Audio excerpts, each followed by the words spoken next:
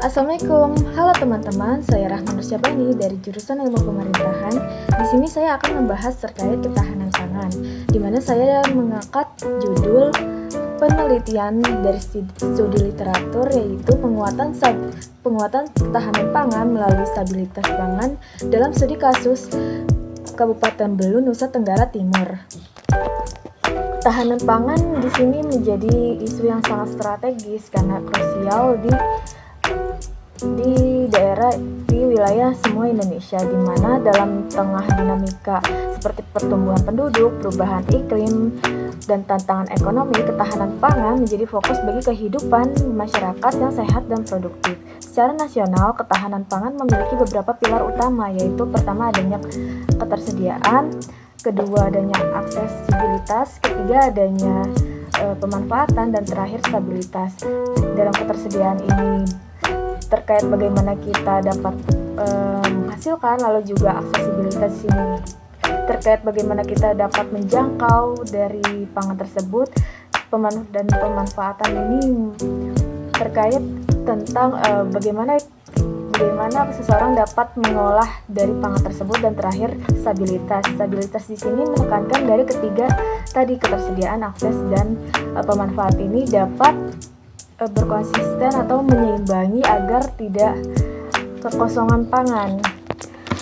Mengenai stabilitas, di sini dalam World Food Summit mengatakan bahwa stabilitas itu harus ada pada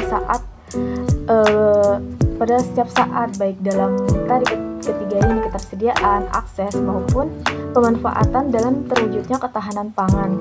Dan juga dalam di Indonesia berdasarkan Undang-Undang Nomor 18 Tahun 2012, pemerintah berkewajiban mengelola stabilitas pasokan dan harga pangan pokok, mengelola cadangan pangan pokok pemerintah, dan distribusi pangan pokok untuk mewujudkan kecukupan pangan pokok yang aman dan bergizi bagi masyarakat. Bila stabilitas pangan juga menekankan adanya keberlanjutan dan konsistensi akses serta ketersediaan pangan yang tadi sudah dibilang, tanpa terganggu oleh fluktuasi musiman, terus gejolak pasar, dan juga bencana alam ataupun krisis ekonomi. Stabilitas pangan ini juga dilakukan untuk menghindari masyarakat dari risiko kekurangan pangan secara tiba-tiba dalam jangka waktu tertentu.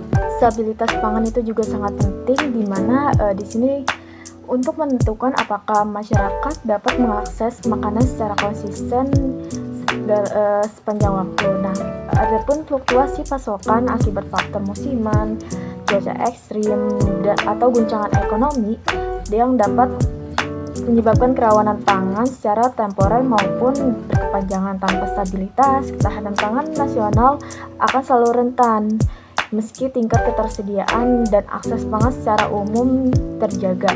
Adapun beberapa faktor yang sering mempengaruhi stabilitas pangan, misalnya pertama seperti adanya ketergantungan pada satu jenis komoditas pangan, di mana di Indonesia ini juga sering banget adanya budaya makan nasi. Tanpa makan nasi tersebut tuh beberapa orang di Indonesia tuh akan merasa lemas ataupun kelaparan karena tidak makan nasi tersebut. Dimana juga sebenarnya nasi itu juga kan gizinya juga sama gitu dengan adanya pangan lain, cuma di sini juga orang Indonesia masih menanamkan budaya tersebut, budaya makan nasi. Lalu juga kedua, kerentanan terhadap perubahan iklim dan bencana alam. Melihat letak geografis Indonesia, di sini sangat beberapa banyak musim, sehingga juga terjadi bencana alam seperti kekeringan, terus banjir, maupun musim yang sangat kritis bagi lingkungan, sehingga pangan tersebut juga tidak dapat bertumbuh dengan baik. Terus juga ketiga, di sini sistem distribusi dan logistik yang belum optimal, di mana di sini mengenai akses, yaitu kayak seperti jalanan yang belum merata, di mana dalam pangan tersebut kan semakin jauh kejangkauan dalam mendapatkan pangan tersebut, itu akan semakin mahal dari biaya produksi, terus juga biaya operasional jalan untuk mengantar kepada konsumen. Dan terakhir itu pergolakan harga pasar akibat kurangnya pengendalian pasokan. Dimana sini juga semakin banyaknya pertumbuhan penduduk di Indonesia juga sini kayak permintaan terkait akan pangan juga semakin tinggi. Makanya di sini tuh pengendalian pasokan sangat penting juga. Selanjutnya di sini adanya studi kasus stabilitas pangan pada Kabupaten Belu, Nusa Tenggara Timur dalam jurnal Sosioteknologi yang ditulis oleh Ernawati Effendi di tahun 2012, di mana dalam Kabupaten Belu di Provinsi Nusa Tenggara Timur ini merupakan salah satu contoh daerah di Indonesia yang menonjolkan dalam adanya upaya stabilitas pangan, di mana daerah tersebut juga dikenal dengan sebagai sentra pertanian yang digagas sebagai lumbung pangan alternatif di kawasan Nusa Tenggara Timur. Mungkin di sini akan dianalisis dalam stabilitas, di mana sebelumnya sini juga stabilitas terdapat 3, yaitu stabilitas ketersediaan, stabilitas akses, stabilitas pemanfaatan. Yang pertama stabilitas ketersediaan itu mengenai kayak gimana faktor produksi ini dapat seimbang sehingga tidak adanya mengalami nurunnya produksi gitu. Terus juga kedua di sini terkait akses, dimana stabilitas akses ini terkait harga, dimana kayak kan tadi kan semakin jauhnya kejangkauan tersebut akan semakin mahal. Nah di sini juga harga tersebut tuh memainkan sangat penting karena dimana juga modal akses juga tidak, pendapatan Indonesia juga tidak terlalu tinggi gitu. Dan terakhir akses pemanfaatan di sini terkait bagaimana pengetahuan budaya Indonesia untuk menggantikan jika satu pangan dalam komoditas tersebut tuh tidak ada gitu. Pertama di sini dalam studi kasus Kabupaten Belu Nusa Tenggara Timur, yang pertama dalam stabilitas ketersediaan yaitu adanya produksi lokal, di mana pemerintah sempat di sini mengembangkan sistem irigasi. Misalnya seperti adanya pembangunan bendung di Dusun Oetvo, Desa Naekasa yang mengairi sekitar 500 hektar lahan sawah yang sebelumnya tuh lahan pertanian itu hanya ada yaitu sekitar 120 hektar saja. Berkat adanya bendungan tersebut ini juga dapat meluaskan lahan pertanian sebesar 500 hektar. Lalu kedua juga adanya pola tanam beragam, di mana sini juga diterapkan adanya rotasi pola tanam, yaitu seperti adanya padi, palawija, sehingga tidak hanya tergantung pada satu komoditas saja. Seperti tadi kan Indonesia tuh budayanya makan nasi. Selain itu juga memperkuat ketersediaan jagung, kacang-kacangan, dan tanaman lainnya sepanjang tahun. Pola ini menstabilkan suplai pangan saat musim berbeda atau bila salah satu komoditas gagal panen. Dari adanya bendungan irigasi dengan rotasi pola tersebut, petani setempat dapat menghasilkan panen sebanyak 3 kali dalam setahun. Lalu terakhir dalam ketersediaan pangan yaitu adanya cadangan pangan lokal, di mana sini tuh adanya upaya menjaga stok pangan berkelanjutan dilakukan pada tingkat desa sehingga masyarakat tidak kekurangan bahan pokok saat terjadi gangguan pasokan. Tadi juga kan sempat melimpah ataupun banyak, nah itu adanya upaya stok pangan gitu.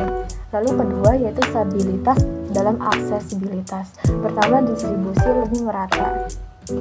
Di sini dalam optimalisasi bendung irigasi di Kabupaten Belu membuat hasil panen meningkat sehingga akses masyarakat setempat terhadap pangan menjadi lebih baik. Jadi siapapun masyarakatnya di sini kan karena jadi luas, jadi masyarakat juga dapat memproduksi hasil tersebut juga lebih banyak gitu. Kedua, diversifikasi sumber pangan, di mana tadi juga kan banyaknya produksi pangan yang ditanam, yaitu tadi ada padi dan juga palawija lainnya. Di sini diharapkan agar petani dapat memperoleh berbagai sumber untuk mengatasi ketika adanya ketika adanya misalkan gagal panen tadi gitu. Dan terakhir dukungan pemerintah. Nah, dukungan pemerintah ini juga selain bendungan adanya perbaikan jalan ke sentra produksi dan ke pasar, sehingga akses fisik dan ekonomi masyarakat ke pangan semakin baik. Terakhir yaitu stabilitas dalam pemanfaatan, di mana sini adanya peningkatan kualitas konsumsi melalui diversifikasi hasil pertanian seperti padi dan palawija. Di sini juga ada yang berkontribusi pada perbaikan pola konsumsi, asupan gizi, dan mengurangi kerentanan terhadap kerawanan pangan musiman. Lalu kedua di sini adanya edukasi gizi dan olahan lokal, di mana terdapat program pelatihan tentang cara mengelola hasil panen non beras, misalnya dari jagung dan kacang-kacangan agar lebih variatif dan bergizi dalam konsumsi keluarga sesuai protein lokal yang ada, misalnya dalam olahan dari jagung, kacang-kacangan maupun umbi-umbian itu pada wilayah Nusa Tenggara Timur tuh adanya misalkan catemak, lalu juga jagung bose, terus ubi nui bosi, manggulu dan lainnya. Dan terakhir dalam stabilitas pemanfaatan pangan ini yaitu ketiga adanya nilai tambah ekonomi, di mana peningkatan produksi dan pemanfaatan hasil tani juga membuka peluang usaha olahan pangan lokal di desa yang berdampak langsung pada kesejahteraan masyarakat. Yang dimana sebelum adanya irigasi tersebut, setiap petani juga hanya bisa berpendapat sebesar kurang lebih masing-masing petani itu 7 juta per tahun dari hasil pendapatan produksi lahan sebesar 120 hektar, yaitu sekitar 528 juta per tahun. Namun setelah adanya bendungan irigasi ini dari pemerintah, para petani tersebut mendapatkan pendapatan yang meningkat, yaitu di mana masing-masing petani dapat menerima pendapatan sebesar 21 juta per tahun dari hasil luas lahan, yaitu sebesar 500 hektar dengan hasil pendapatan produksi sebanyak 5 miliar per tahun. Di sini juga tidak dari hasil produksi pertanian saja. Di sini juga masyarakat tersebut juga dapat mendapatkan pendapatan ini dari kayak tadi olahan beberapa jagung maupun umbi-umbian, kacang-kacangan itu dari beberapa yang dihasilkan untuk misalkan kayak adanya para wisatawan untuk berkunjung tersebut, dimana juga melihat Nusa Tenggara Timur juga kaya akan keindahannya gitu. Mungkin cukup sekian dari saya, kurang lebih mohon maaf. Wassalamualaikum warahmatullahi wabarakatuh.